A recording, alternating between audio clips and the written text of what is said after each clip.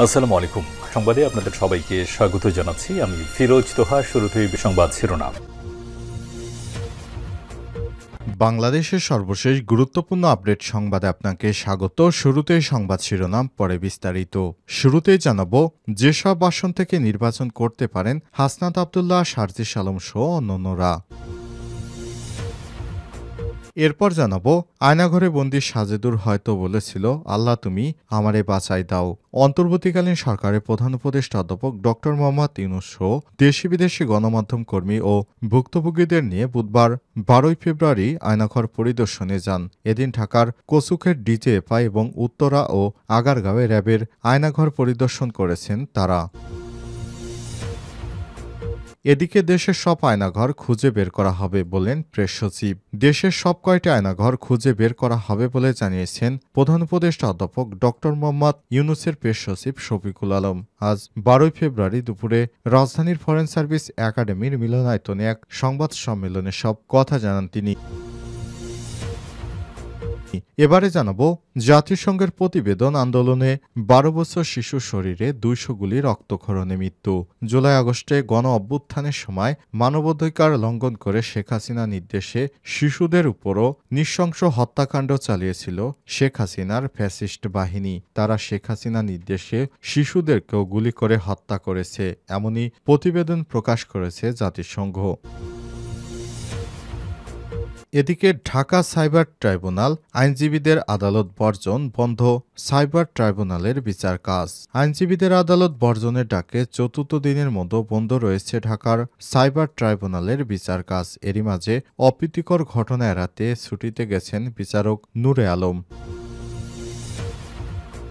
এবং সর্বশেষ জানাবো, দেশের শাসন ব্যবস্থা ধ্বংস হয়ে গেছে বললেন মিজানুর রহমান। সাবেক স্বাস্থ্য প্রতিমন্ত্রী ও মুন্সিগঞ্জ জেলা বিএনপির আহ্বায়ক মিজানুর রহমান সিনা বলেছেন, গত 15-16 বছরে শত শত হাজার হাজার কোটি টাকা লুটপাট করে বিদেশে নিয়ে গেছে। দেশের শাসন ব্যবস্থা ধ্বংস হয়ে গেছে, কোথাও কোনো শাসন নেই। দুঃশাসনের জ্বালায় আমরা আজকে নিপীড়িত।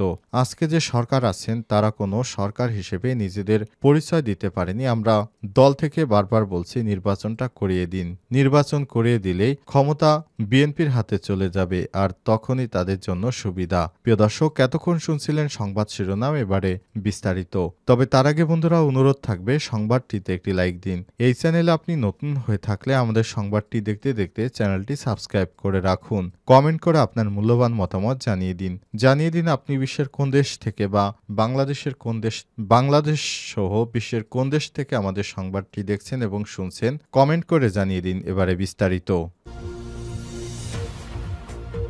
যেসব আসন থেকে নির্বাচন করতে পারেন হাসনাত এবং সারজিস সহ অন্যান্যরা। আসন্ন 13তম জাতীয় সংসদ নির্বাচনের লক্ষ্যে ইতিমধ্যেই দল গঠনের কাজ চালিয়ে যাচ্ছেন জাতীয় নাগরিক কমিটি ও বৈষম্যবিরোধী ছাত্র আন্দোলন। তবে কোনো দলই এখন পর্যন্ত পূর্ণাঙ্গ দলের নাম প্রকাশ করেনি। জানা গেছে, চলতি মাসের শেষের দিকে জাতীয় নাগরিক কমিটি ও বৈষম্যবিরোধী ছাত্র আন্দোলনের উদ্যোগে নতুন রাজনৈতিক দল আত্মপ্রকাশ করতে পারে, যেখানে যুক্ত থাকতে হবে জুলাই অভ্যুত্থানের অংশগ্রহণকারী শিক্ষার্থী ও তরুণরা। নাগরিক কমিটির একাধিক সূত্রের বরাতে দৈনিক কালের কণ্ঠের এক প্রতিবেদনে বলা হয়েছে, সদস্য সচিব আক্তার হোসেন রংপুর 4 থেকে নির্বাচনে অংশগ্রহণ করতে পারেন। এদিকে নাগরিক কমিটির মুখ্য সংগঠক সারজিস আলম পঞ্চগড় 1 আসনে নির্বাচনের প্রস্তুতি নিচ্ছেন। অন্যদিকে বৈষম্যবিরোধী ছাত্র আন্দোলনের আহ্বায়ক হাসনাত আব্দুল্লাহ কুমিল্লা 4 আসন থেকে 13তম জাতীয় সংসদ নির্বাচনে অংশগ্রহণ করতে পারেন। বৈষম্যবিরোধী ছাত্র আন্দোলনের মুখ্য সংগঠক আব্দুল হান্নান মাসুদ নোয়াখালী 6 আসন থেকে নির্বাচনে অংশগ্রহণ করতে কাজ শুরু করেছেন। এছাড়াও জাতীয় নাগরিক কমিটির কেন্দ্র নির্বাহী কমিটির সদস্য মোহাম্মদ হাসান আলী চট্টগ্রাম ও মোহাম্মদ আব্দুল আহাদ দিনাজপুর, আশরাফ মহিউদ্দিন মেহেদী এবং আতাউল্লাহ ব্রাহ্মণবাড়িয়া, অনিক রায় সুনামগঞ্জ ও মনিরা শারমিন নওগাঁ থেকে লড়বেন। এস এম সাইফ মুস্তাফিজুর রহমান সিরাজগঞ্জ, আতিক মুজাহিদ কুড়িগ্রাম, আবদুল্লাহ আল আমিন নারায়ণগঞ্জ, সারোয়ার তুষার নরসিংদী, মশিউর রহমান ঝালকাঠিতে, মোহাম্মদ নিজামুদ্দিন নোয়াখালীতে এবং আলী হাসান জুনায়েদ ঢাকায় নির্বাচনের অংশগ্রহণের প্রস্তুতি নিচ্ছেন। কেন্দ্রীয় সংগঠক মেজবা কামাল মুন্না খুলনায়, প্রীতম দাস হবিগঞ্জে, আবু সাইদ তেলিয়ন নীলফামারীতে এবং জাতীয় নাগরিক কমিটির নারী বিষয়ক সেলের সম্পাদক সাদিয়া ফারজানা দিনা রংপুরে নির্বাচনের লক্ষ্যে তরুণ ও যুব সমাজকে সংগঠিত করার কাজ চালিয়ে যাচ্ছেন। আয়নাঘরে বন্দি সাজেদুল হয়তো বলেছিল, আল্লাহ তুমি আমারে বাঁচাই দাও। অন্তর্বর্তীকালীন সরকারের প্রধান উপদেষ্টা অধ্যাপক ড মোহাম্মদ ইউনূস দেশি বিদেশি গণমাধ্যম কর্মী ও ভুক্তভোগীদের নিয়ে বুধবার ১২ ফেব্রুয়ারি সকালে আয়নাঘর পরিদর্শন করেন। এদিন ঢাকার কচুকের ডিজিএফআই এবং উত্তরা আগারগাঁওয়ে র্যাবের আয়নাঘর পরিদর্শন করেছেন তারা। আওয়ামী লীগের আমলে সৃষ্ট এই আয়নাঘর নিয়ে আজ সারাদিন উত্তাল সামাজিক যোগাযোগ মাধ্যম। অনেকেই আয়নাঘর নিয়ে ফেসবুক পোস্ট দিচ্ছেন, আবার আয়নাঘর নিয়ে সোশ্যাল মিডিয়ায় সরব হয়েছেন সংস্কৃতি বিষয়ক উপদেষ্টা মোস্তফা সরোয়ার ফারুকীও। আজ তিনি সন্ধ্যায় তার ভেরিফাইড ফেসবুক পেজে লিখেছেন, এইরকমই কোনো একটা ঘরে হয়তো আমার বাল্যবন্ধু সাজেদুল ইসলাম সুমনকে আটকে রাখা হয়েছিল। এইরকমই কোনো ঘটনা ঘটেছে। অজানা আশঙ্কা সে কেঁপে কেঁপে উঠতেছিল। এইরকম একটা ঘরে বসেই হয়তো সে আল্লাহর দরবারে হাত তুলে কাঁদতে কাঁদতে বলেছিল, আল্লাহ এবারে তুমি আমারে বাঁচাই দাও। আমি আর রাজনীতি করব না। আমার সন্তানের জন্য আমারে বাঁচাই দাও। আমার মায়ের জন্য আমারে বাঁচাই দাও। ফারুকী লিখেছেন, এইরকমই একটা ঘরে আমরা ১৭ কোটি মানুষ আটকেছিলাম ১৬ বছর। আর গোপনে বলতাম, আল্লাহ এই ডাইনির হাত থেকে আমারে বাঁচাই দাও। সংস্কৃত বিষয়ক উপদেষ্টা আরও লিখেছেন, সুমনের সাথে আমার শেষ কথা হয় উত্তর এক হাসপাতালে লুকায় থাকা অবস্থায়। ওর ভাগ্নে আবরারের একটা শ্যুট ছিল আমার সাথে। স্পটে মনে আছে ওর শেষ কথা, দোস্ত আবরারে তুই ইজি কইরা নিস, নইলে অ্যাক্টিং খারাপ করব।